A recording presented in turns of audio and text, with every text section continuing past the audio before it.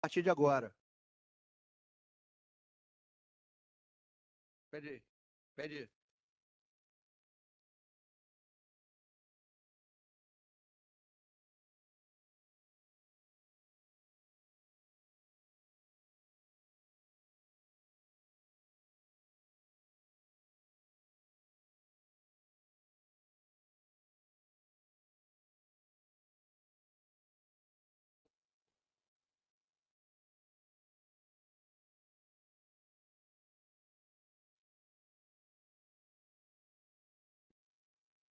Bom dia a todos. Quero fazer uma deferência especial aos companheiros do Corpo Permanente que nos prestigiam aqui, companheiros de outros embates. O nosso tema é um tema que todos conhecem e estão acompanhando, que é a guerra da Ucrânia. Nós vamos seguir esse sumário com uma introdução que está sendo realizada a partir de agora, reflexões históricas, aspectos conjunturais recentes, fatores geopolíticos, questões econômicas, expressão militar e uma conclusão retirando lições para o Brasil. A Ucrânia é um país singular. A sua localização geográfica é única e Brzezinski já previa que haveria um problema ali na disputa da área de influência sobre esse estado. Ele está localizado dentro do Heartland, o coração da terra, né, batizado por Mackinder. É uma zona de passagem, é um local de transição, da mesma forma que a Turquia. A Turquia ela liga a Europa à Ásia e ela tem a capacidade de controlar toda a migração do Oriente Médio para a Europa. E ela abre ou fecha a torneirinha conforme vai levando vantagem. 1/3 da população ucraniana é russa. Essa população se localiza prioritariamente na parte oeste. A matriz energética da Ucrânia é dependente da Federação Russa. E ela, naturalmente, está localizada no exterior próximo, no entorno estratégico da Rússia. A Ucrânia é o que a gente chama de Rússia de Kiev, é o centro dos povos eslávicos. Então, isso aí tem um caráter antropológico que supera, às vezes, a economia e outros aspectos relevantes.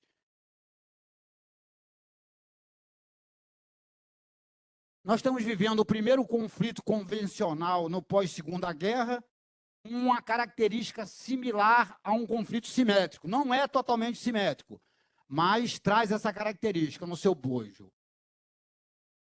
O papel da OTAN e sua expansão. Quando a União das Repúblicas Socialistas Soviéticas foi desfeita, em 1991, o papel da OTAN se esgotaria. Por quê? Porque a OTAN fazia frente ao Pacto de Varsóvia, que era liderado pela URSS. Mas não foi o que aconteceu. A potência que emergiu no pós-Segunda Guerra liderou a expansão da OTAN em direção ao oeste. O mundo se tornou, após uma breve unipolaridade hegemônica, ou quase hegemônica, por parte da potência central no mundo multipolar, e, no entender de Alexander Dugin, um mundo policêntrico. Por que policêntrico? Ele entende que essa multipolaridade vai ser caracterizada por vários centros de poder que se respeitam. A grande moldura do mundo atual é essa nova polaridade entre Estados Unidos e China, que acaba provocando guerras ou conflitos proxy em todas as regiões do mundo. É importante que a gente saiba separar, ou a gente procure separar, as narrativas da realidade. Nós estamos vivendo um conflito que tem característica híbrida e que a dimensão informacional ganhou uma importância muito grande. Quando a guerra começou, 2 narrativas foram desenvolvidas pela mídia internacional. A primeira era que a Ucrânia iria resistir e daqui a pouco estaria entrando no território russo com apoio da OTAN. Uma diminuta parcela da mídia defendia que a Rússia estava se defendendo ante a expansão da OTAN para o seu entorno estratégico. e que ela ia demonstrar que ainda era a segunda potência militar a nível mundial. Os antecedentes históricos são muito importantes. Por quê? Porque isso marca os povos. Ressentimentos, mágoas.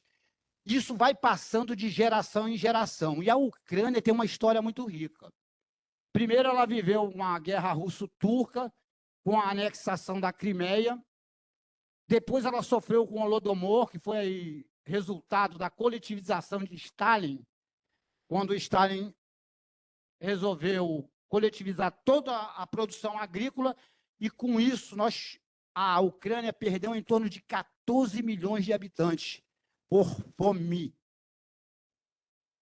E olha que nós estamos falando, depois os senhores vão ver mais à frente, dos dois países que são quase que o celeiro do mundo. A Rússia e a Ucrânia têm uma produção de cereais, grãos, enorme. Tivemos a guerra polaco-soviética, e aí é importante entender o protagonismo atual da Polônia, né? A Polônia, que está com um investimento de 4% do seu PIB em defesa, comprando material, etc, etc. Por quê? Ela já se envolvia em 19 e 21 com a divisão da Ucrânia. Anexou uma parte da Ucrânia à Polônia. Em 54, Nikita Khrushchev, sem consultar os russos, e de um modo abrupto, cedeu a Crimeia para a Ucrânia. Ninguém entendeu, mas como a Ucrânia fazia parte da União das Repúblicas Socialistas Soviéticas, isso foi passando. Em 77, a comissão da NATO já buscava a Ucrânia, e em 2004 nós tivemos a Revolução Laranja. Essa revolução teve uma participação estrangeira muito grande, com a derrubada do presidente que era favorável à Federação Russa. Em 2008, Putin, numa reunião, uma cimeira de segurança entre a OTAN e a União Europeia, alertou que era inaceitável para a Rússia que a Ucrânia se tornasse membro da OTAN. Então, não foi falta de aviso. Quando a gente fala de Putin, a gente tem que falar de um homem experiente, um líder inconteste, corajoso, planejador, experiente, que permeou dentro da KGB e dentro dos meios políticos da Rússia. Ele foi prefeito, ocupou vários cargos políticos. Ele conhece o país dele, pode liderar o país dele. Hoje, a mídia diz que 70% dos russos aprovam a gestão de Putin. E em 2014, fruto de todos esses antecedentes aí, a Rússia invadiu e conquistou, retomou a Crimeia. Em 2014, com essa retomada, o que aconteceu? O Ocidente aplicou uma série de sanções econômicas à Rússia. E, a partir daí, o que a Rússia vislumbrou? Tenho que me exercitar para viver sob sanções econômicas. E é o que está acontecendo hoje. Aspectos conjunturais recentes. A queda do Muro de Berlim em 1989, a desintegração da antiga União das Repúblicas Socialistas Soviéticas em 91, e aí, de novo, alguns aspectos vão se repetir ao longo da apresentação em razão da relevância. A manutenção e a expansão da OTAN, a deposição pela força do presidente ucraniano em 2014, e aí a potência hegemônica unilateral emerge, que é os Estados Unidos da América. Emergiu naturalmente, em razão do seu poderio econômico e tecnológico. E o mundo também caminhou por uma interdependência global muito grande. O que significa essa interdependência global? Aspectos econômicos relevantes, dissociação das cadeias produtivas. Então, as cadeias produtivas foram se espraiando pelo mundo afora, dentro de uma divisão internacional do trabalho com maior poder tecnológico para as potências centrais e as tarefas intensivas em mão de obra executadas pelos países em desenvolvimento. Ainda nos aspectos conjunturais recentes, nós vamos chegar aqui a um aspecto destacado pelo Coronel Freire, a recorrência do fenômeno da guerra. Então, não adianta escapar. É uma variável que é constante na vida da humanidade. É a guerra.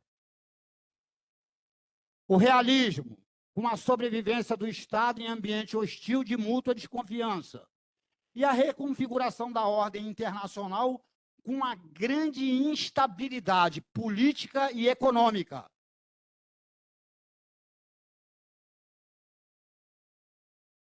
Alguns fatores geopolíticos relevantes. A Rússia foi invadida, tanto na Primeira quanto na Segunda Guerra Mundial, pelo território ucraniano. Se nós olharmos o relevo da Europa e da Ucrânia, nós vamos ver que existe uma grande planície europeia que se prolonga por dentro da Ucrânia, com um terreno extremamente favorável a operações ofensivas. E o fruto disso é que todo mundo que quer chegar na Rússia passa pela Ucrânia.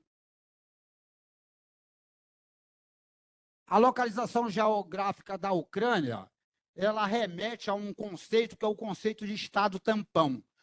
Quando o país está localizado entre duas grandes potências ou entre dois oponentes ideológicos ou econômicos, etc., a condição desse país é condição de Estado tampão. Aí, o que ele tem que fazer? O que a Finlândia fez, depois nós vamos ver mais à frente, a tal da finlandização. E o que o Brasil fez com Vargas também, teoria pendular, né? A política pendular. Uma hora eu atendo um, uma hora eu atendo o outro. Por quê? Porque eu não tenho capacidade de me antepor aos meus vizinhos. A Ucrânia dá profundidade estratégica à defesa russa, que sempre trabalha com defesa, com guerra de desgaste e estratégia da usura. Essa é uma tradição da Rússia em razão da sua profundidade. Ela vai trocando terreno por tempo e vai desgastando o inimigo. Só para exemplificar a diferença, e aí a gente vai à obra Prisioneiros da Geografia, do Tim Marshall. Ele diz o seguinte, que os países são escravos, são prisioneiros da sua geografia, porque eles não podem mudar a geografia. A Ucrânia adoraria não fazer fronteira com a Rússia, mas não é o que cabe a ela. Ela faz fronteira e isso é insofismável. No caso de Israel, por exemplo, que tem uma profundidade muito pequena, como é que ele organiza a defesa dele? Com forças móveis, basicamente com blindados, se antecipa e é agressivo. Ou seja, ele trabalha com a ofensiva, diferentemente do russo, que tem profundidade. Então, com esses dois exemplos, vocês conseguem entender a imposição da geografia para a defesa do país e entender como é que se organiza a defesa. Ainda como fatores geopolíticos, a Ucrânia está dentro do Heartland de Mackinnon, e aí a gente tem que chegar no Rhineland de Spakman e lembrar que Spakman foi o pai da teoria da contenção, né? Por quê? Porque o Ocidente desejava conter a União das Repúblicas Socialistas Soviéticas no limite dela. E esse conflito, meus senhores, era ideológico. Então, é muito eivado de paixões. Com a extinção da Rússia em 91, a OTAN permaneceu, e aí Mearsheimer já avisava, não há necessidade da OTAN permanecer e ser tão agressiva como vem sendo. Isso não vai dar em boas águas. E realmente foi o que aconteceu. Lembrar que hoje existe uma proximidade muito grande da Rússia com a China, em especial em razão das sanções econômicas impostas à Rússia. E no passado, Kissinger, que foi conselheiro de Estado norte-americano, fez um grande esforço de política externa para apartar a Rússia da China. Eles já tinham algumas dificuldades, porque em 1919, quando a Rússia fez a Revolução, a China andou mordendo uns pedaços da Rússia. E aí ficou aquele um ressentimento, né?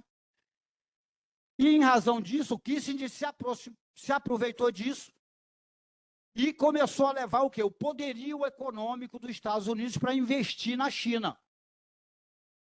A China viu nisso uma grande vantagem e continuou conduzindo o comunismo à moda chinesa e os russos à moda russa.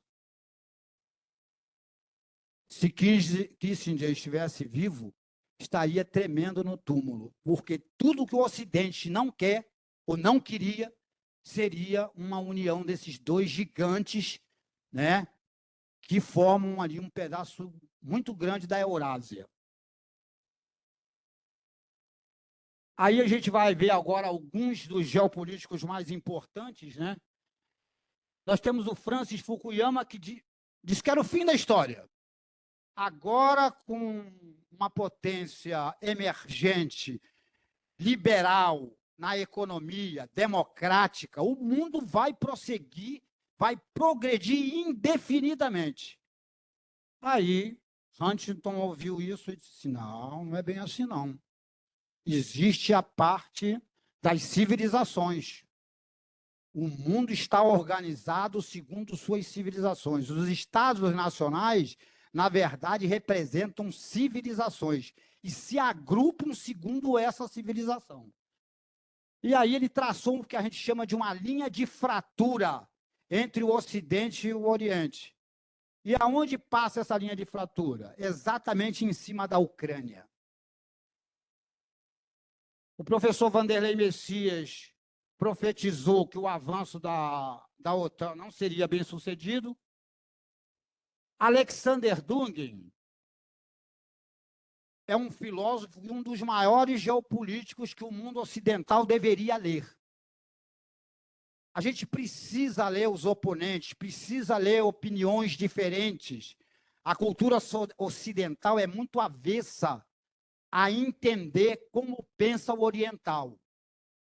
Se nós temos que conviver no mundo, o Oriente e o Ocidente, ou se nós vamos ter que nos opor até o fim dos tempos, de uma forma ou de outra a gente precisa conhecer. Ou eu conheço o meu futuro colaborador, ou eu conheço o meu oponente, meu futuro inimigo. E o Alexander Dugin defende o quê? Ele defende a multipolaridade, mas um mundo policêntrico diferente, sem um centro de poder hegemônico. Então, ele acredita que vários centros de poder vão equilibrar o mundo. E o Brzezinski, nós vamos pensar, nós mandamos para os senhores um artigo dele, mas nós vamos pensar uma colocação dele que, na linguagem diplomática, é inaceitável. Ele propôs o esfacelamento, a partição, a divisão da Rússia em três, porque a Rússia é muito grande, foram as palavras de Brzezinski. E Putin, Zakharov, Lavrov, todos três já se referiram a isso.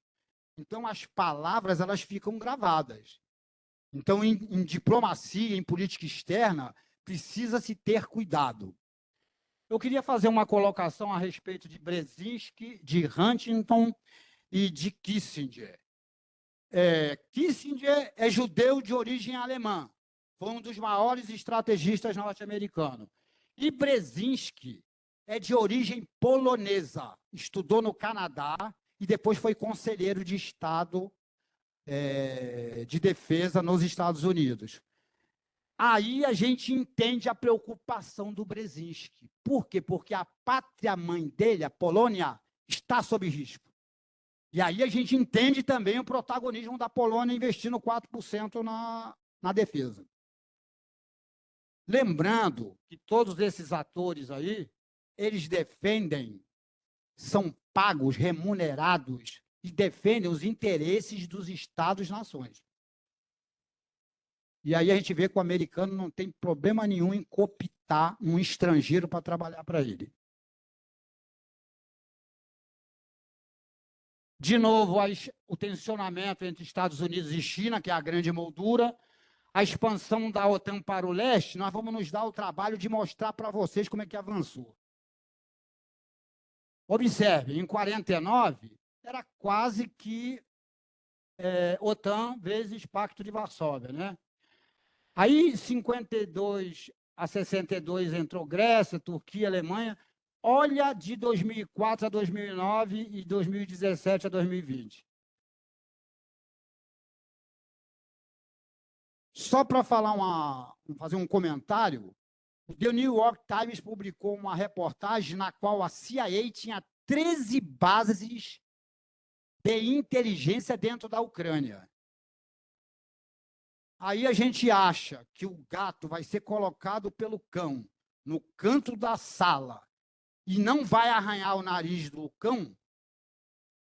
É sonho, é ilusão, é narrativa. E aí Putin se aproveita de tudo isso e desenvolve um processo de transformação da Rússia. Quem tiver tempo aí, baixa que o IPEA fez uma obra, se não me engano, tem 100 e poucas páginas.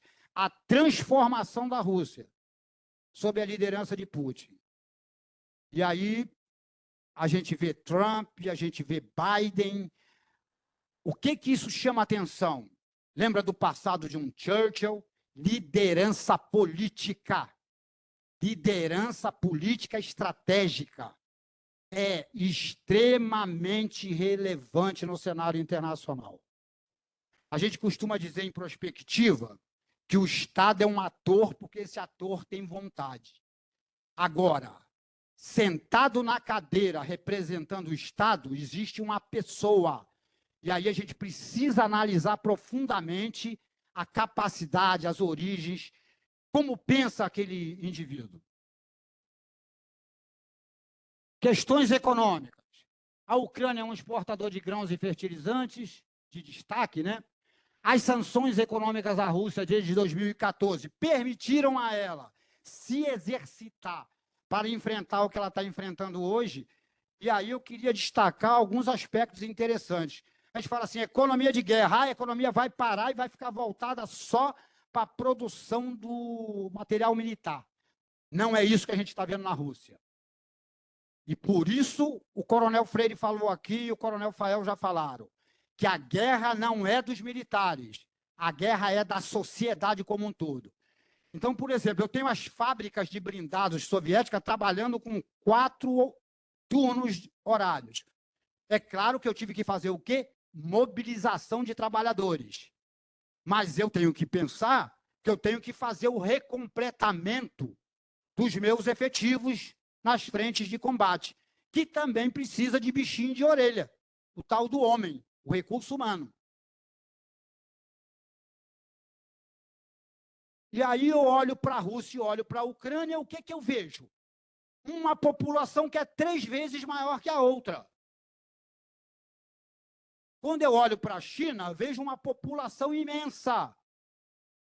E quando eu olho para a potência central, eu vejo uma redução da fertilidade. Quando eu olho para uma União Europeia, eu vejo uma redução da natalidade. Isso vai dar fruto à frente.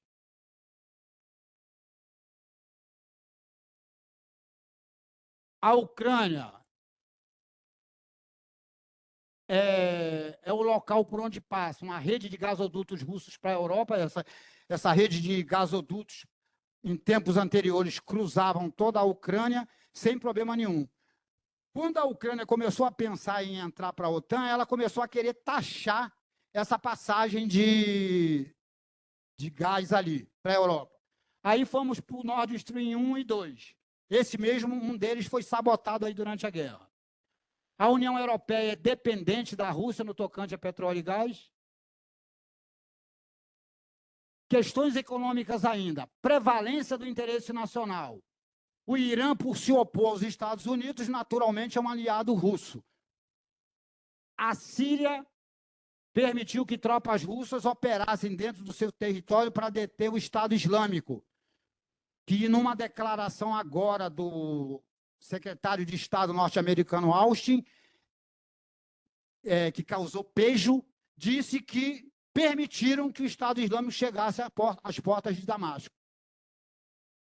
A Índia hoje é um grande hub de petróleo e gás, ela compra da Rússia, ela está vendo o interesse dela e vende para a Europa. A China tem uma grande demanda de alimentos e gás e petróleo, não pode abrir mão da parceria com a Rússia. E a África, o conjunto da África, depende muito de China e Rússia. O parâmetro ESG tem afetado muito a transição das matrizes energéticas da União Europeia. Por quê? Porque, com a redução do petróleo e gás, a Alemanha voltou a usar carvão e a França está reativando várias usinas e planejando abrir outras usinas nucleares. Então, vejam bem que essa transição energética ela não é exatamente como o pessoal está achando que é. A migração dos ucranianos para a Europa teve um custo social muito elevado para esses outros países. Agora mesmo, o Zelensky estava querendo capturar os jovens que tinham se evadido durante o processo de invasão para a Europa, porque aí o europeu falou assim, pô, mas o cara está tomando sorvete aqui, eu estou pagando a saúde dele e tal, eu estou dando um salário família para ele, e ele passa a tarde toda tomando sorvete, enquanto os contemporâneos dele estão morrendo na frente de combate. Então, isso já está um processo de acerto entre os países dentro daquele espaço Schengen para capturar os jovens ucranianos e levá-los de volta para a pátria deles. A mudança dos bancos russos do sistema de compensação do BIS para o sistema chinês contribuiu para enfraquecer o dólar, que é o que o chinês vem tentando fazer há muito tempo, desde a adesão dele à OMC em 2001. Então, quer trocar a moeda internacional dentro daquela cesta de moedas reversíveis do Banco Internacional para que o yuan predomine. E a dissociação das cadeias produtivas. Aspectos militares.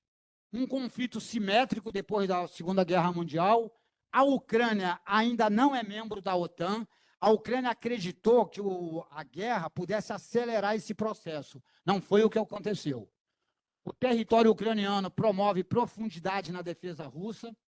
A Rússia é uma potência nuclear. Tem uma base industrial de defesa. Prestem atenção nisso aí. Base industrial de defesa.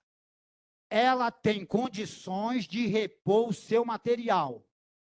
Será que o Brasil tem essa capacidade? É a segunda potência militar do mundo. A dissuasão da OTAN na Ucrânia não foi crível para a Rússia. Ela não acreditou e invadiu. E nem a nuclear, né? Porque ele também é uma potência nuclear. O uso intensivo de drones, vigilância, reconhecimento e ataque. Aspectos militares. Relevância da mobilização. Eu já falei alguma coisa para os senhores das fábricas, do recompletamento. Hoje, o maior problema ucraniano não é só munição, é recompletamento de combatentes. Tem até batalhão de mulheres. Me deu pena e vergonha do camarada montar um batalhão de infantaria constituído de mulheres e levar para frente de combate. Isso é um absurdo. A essencialidade do fator demográfico. O fator demográfico ele é extremamente relevante, tanto em tempo de paz quanto em tempo de conflito. Então, não adianta. A população ela se reflete no mercado interno, na economia, nos custos do Estado Nacional, é extremamente relevante. Tenham atenção nos vossos planejamentos para a questão da demografia. Processo de transformação das Forças Armadas. Tanto a Ucrânia quanto a Rússia desencadearam um processo de transformação, que não foi concluído, porque foi um processo de 14 até agora, em torno de 10 anos. O processo de transformação está muito ligado ao ciclo de vida de um produto de defesa. Quando eu pego uma corveta, uma fragata, ela tem 20 anos. Nesse período, eu faço atualizações tecnológicas e vou preparando para trocar. E aí, eu tenho que adestrar as minhas tripulações para esse novo tipo de corveta ou fragata. Isso é o processo de transformação. Quando eu tenho a minha base industrial de defesa e estou fazendo a minha corveta, é muito mais fácil. Agora, se eu vou comprar do estrangeiro, isso torna-se mais dificultoso. Guerra híbrida com várias atividades encobertas, guerra informacional, narrativas e desinformação, e a União Europeia, que tem uma dependência estratégica do complexo industrial, militar e acadêmico dos Estados Unidos da América. Lembrar que a União Europeia é um processo de integração econômico, social, político, mas ainda não é militar. O Kissinger dizia assim, pô, eu quero falar com a União Europeia. Para quem eu ligo? Aí ele pegava o telefone assim, para quem eu ligo, com quem eu falo? Diferente da OTAN, né? A OTAN tem um líder. Cerceamento tecnológico, isso é um aspecto interessante para os senhores anotarem. Será que nós teremos acesso, por exemplo, à missilística russa? Ou aos mísseis Tomahawk norte-americanos? Ou nós vamos ter que fazer aqui? Porque ninguém vai nos dar acesso a isso. E rever as ameaças, ver quais são as possibilidades. Essas foram as perguntas que foram feitas para os senhores. Na verdade, a gente queria que os senhores refletissem, e agora, de posse desses conhecimentos que os senhores estão assimilando, reflitam sobre essas perguntas. Lições para o Brasil. Quem é o Brasil? Qual é a identidade do Brasil? Qual é a grande estratégia do Brasil? Aonde o Brasil quer se sentar no cenário internacional? Qual a capacidade de defesa desse país? Ele tem recursos minerais, tem uma grande população, tem um PIB considerável, pode ser ameaçado? Novas tecnologias, drones e mísseis, para citar apenas duas. Nós temos que ter capacidade de produzir isso aqui. O Brasil tem que investir na sua base industrial de defesa. A base industrial de defesa de ponta, ela é um aliado do crescimento econômico. Ela ajuda o restante do complexo industrial do país. Por quê? Porque ela trabalha na fronteira do conhecimento. Estudar os oponentes, todo mundo sabia que o russo tem o fogo como elemento de manobra. Ele não é apoio de fogo, é elemento de manobra. É claro que o russo estaria usando a sua munição intensamente. Aí o pessoal se assustou, a OTAN se assustou. Nossa, eles estão jogando aqui 2.000 tiros por dia. Mas, meu Deus do céu, dá uma olhada para trás na história e vê o que o russo fez a vida inteira. Fogo para a doutrina soviética é elemento de manobra. A migração e a mobilização, que eu já destaquei vários aspectos para os senhores. O processo de transformação, que eu já falei, está ligado ao ciclo de vida de um PROD. E aí a base logística de defesa, que ela conduz à autonomia tecnológica e reforça a soberania. A política externa tem que ter equidistância pragmática. Eu tenho que separar o componente ideológico, as minhas paixões, do interesse nacional. O Brasil, em especial, é um grande player comercial. Tem clientes espalhados pelo mundo inteiro. Tem que ter uma política externa isenta, equilibrada, sem paixões. A guerra da Ucrânia está sendo um laboratório de experimentação, como foi a Guerra Civil Espanhola, infelizmente. E a realidade geopolítica ela é incontornável. A Ucrânia é um Estado tampão e tinha que ter feito uma postura igual à da Finlândia, que deu origem a um termo em relações internacionais chamado finlandização. Lembrando que a Finlândia agora e a Suécia estão aderindo à OTAN. No meu entender, um equívoco, porque a gente não sabe ainda o final dessa guerra. Nós não sabemos o final dessa guerra. Risco do uso de artefatos táticos nucleares. De onde vem esse risco? Da OTAN começar a fornecer à Ucrânia e a manobrar de dentro da Ucrânia com guarnições europeias, equipamentos com tecnologia de mísseis, etc., que comecem a infligir danos irreparáveis à Rússia. É claro que a Rússia vai reagir. Os limites da dissuasão, e aí é importante, por quê? Porque as nossas estratégias de defesa são centradas na dissuasão. A dissuasão, em última análise, ela depende da vontade do oponente. Então, se a Rússia, por exemplo, resolveu invadir a Ucrânia, cabe à OTAN só reagir. Não tem mais o que fazer. Ela mediu, calculou, fez o risco geopolítico, vou invadir. Então, quem trabalha com estratégia de dissuasão tem que estar preparado para essa fase. Não pode ficar achando que a dissuasão vai funcionar indefinidamente, porque não vai.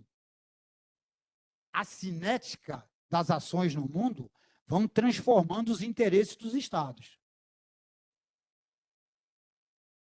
A liderança política efetiva, eu já falei aqui do Putin, falei do Trump.